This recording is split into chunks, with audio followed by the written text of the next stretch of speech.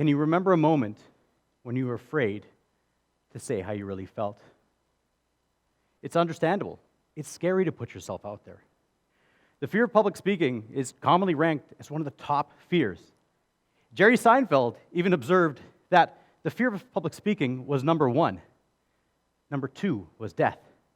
Death was number 2. That means to the average person, if you had to be at a funeral, you'd rather be in the casket than delivering the eulogy. So why is it that people fear speaking in public? They're afraid to say the wrong thing. They're afraid to speak their truth. But when you don't speak your truth, you hold back from going for what you want, so you have massive regrets in your life. You tolerate things that you shouldn't tolerate, and you make less money. According to a study from Columbia University, the fear of public speaking has a 10% impairment on wages. And if you're an entrepreneur, it would likely cost you much more than that, because when you don't say what you do, people can't find you. But when you don't speak your truth, you also hurt the people around you, because you're a role model, and so they look at you and they learn that they shouldn't speak up. Or they unknowingly hurt you because you never say what you really want. And all of this creates a negative ripple effect in your life, in our communities, and in the world. Now, many people would say, I'd like to speak my truth, but I'm shy, I'm introverted. It's not possible for me. But as children, most of us, we spoke our truth. I mean, you can't stop kids from speaking their truth. So as children, most of us were freely self-expressed, but then as adults, most of us are afraid to speak our truth. What happened? We lost our voice. But the number one biggest fear that people have can be overcome with one skill. You see, the reality is that speaking in public or speaking your truth, it's a skill. And like any skill, when you have a step-by-step process, you can learn that skill. The more you practice that skill, the faster your fear of public speaking drops and your speaking confidence increases. How do I know this? I learned it and teach it every day. You see, I struggled with anxiety and panic attacks for many years, and I was afraid to tell people what I needed. I was afraid to put myself out there, and I never got the help that I needed because I was afraid to be judged. The worst parts for me were the shame, the isolation, and the feeling of hopelessness. And so I started speaking my truth and letting other people know, because then maybe they wouldn't feel alone. Maybe they wouldn't feel the hopelessness that I felt. And what I found was that I constantly put myself out there, I started to get more confident. But when I first started speaking, I would have anxiety talking about my anxiety, panic attacks talking about my panic attacks. I could appreciate the humor in it now. And what I learned was the secret to overcome the fear of speaking your truth, and the fastest, most effective way to get that ability is to reclaim your voice. Reclaim your voice is when you gain the ability to speak your truth, no matter the fear of other people, no matter the judgments, no matter the situation that comes up, and no matter the fear that you feel inside. When you do this, this is where we get powerful.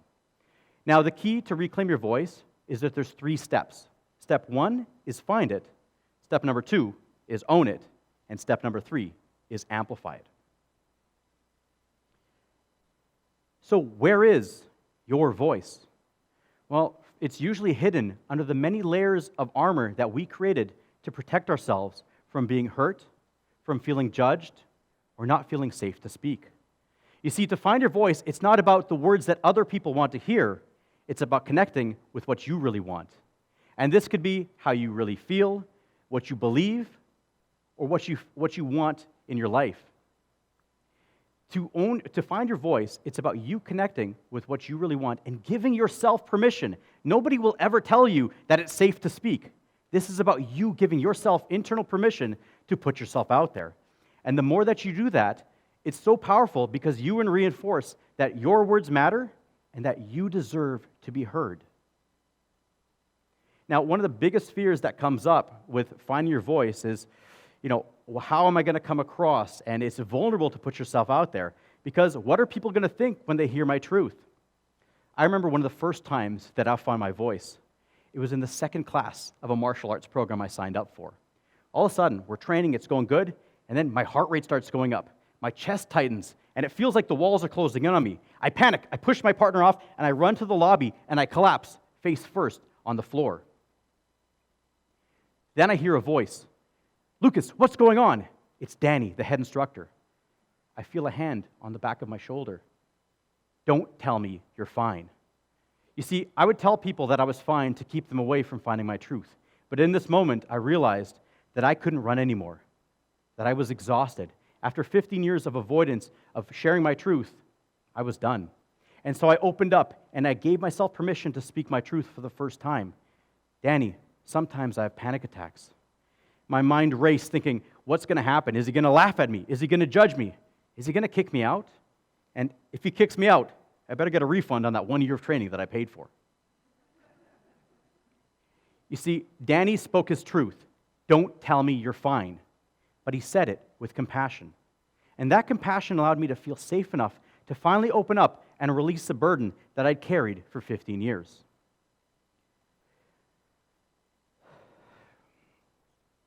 He then said 7 words that changed my life forever.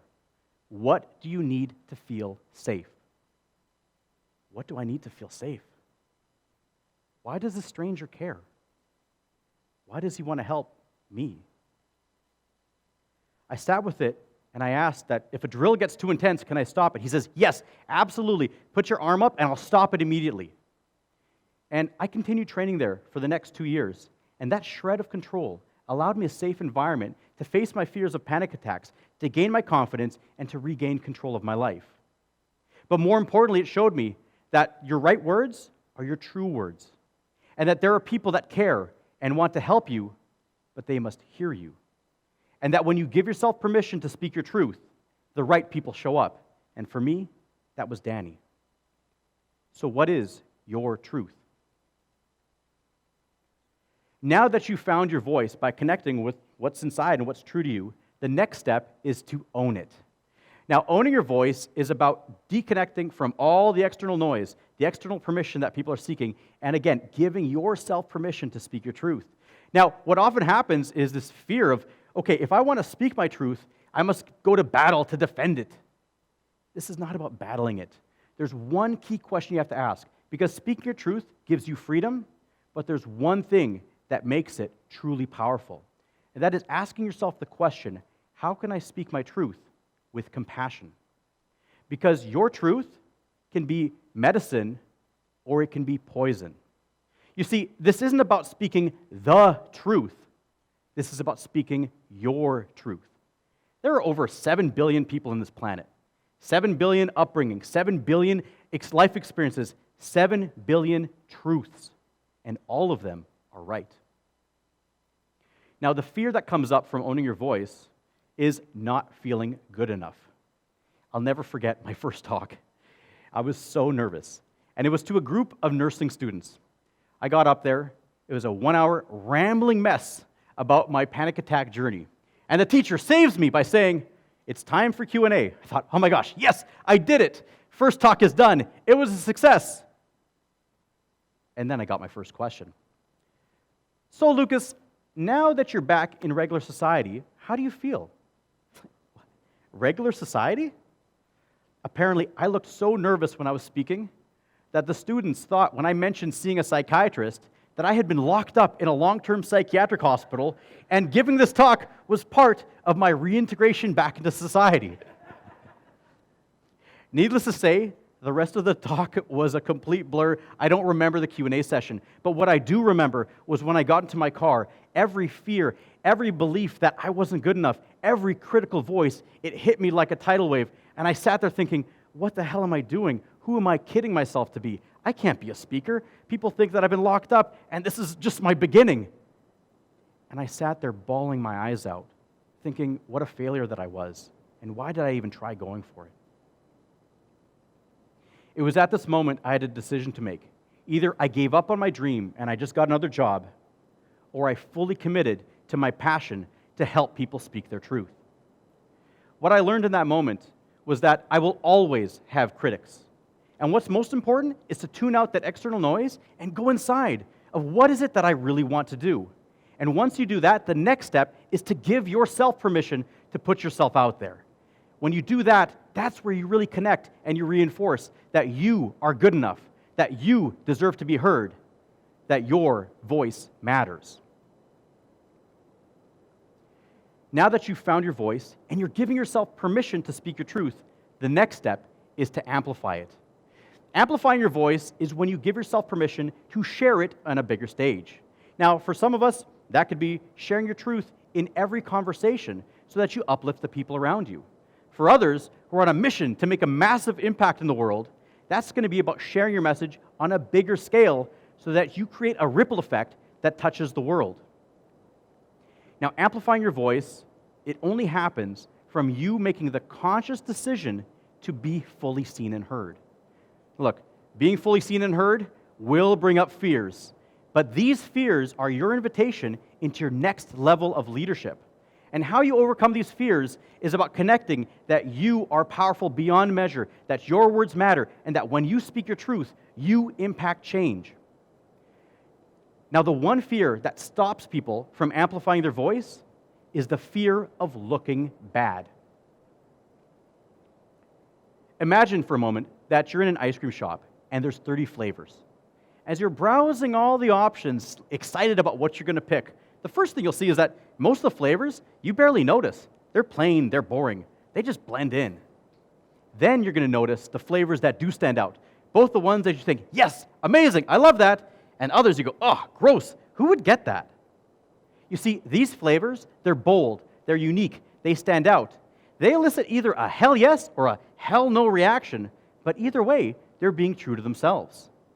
They're not afraid to look bad because they only look bad to the wrong people.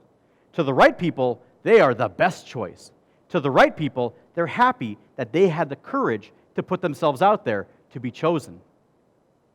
So in order to amplify your voice, this is about you giving yourself permission to put yourself out there, to be seen, to allow yourself to be chosen. So whether it's in your personal life, your relationships, or your business, give yourself the permission to showcase your flavor and allow yourself to be chosen. So in order to amplify your voice, the first thing is really connect that your voice matters. And the second is that you allow yourself to be bold. You do the world a favor when you showcase your flavor. And the third is that when you give yourself permission to put your voice out there, to amplify it, it gives other people permission to then speak theirs. So in order to reclaim your voice, there are 3 steps. Number 1 is find it. The second is to own it. And the third is to amplify it. This is more than just you. This is about you putting yourself out there, you being a role model, because every time that you speak your truth and that you allow yourself to put yourself out there, you are giving other people permission and knowledge that they can do it too.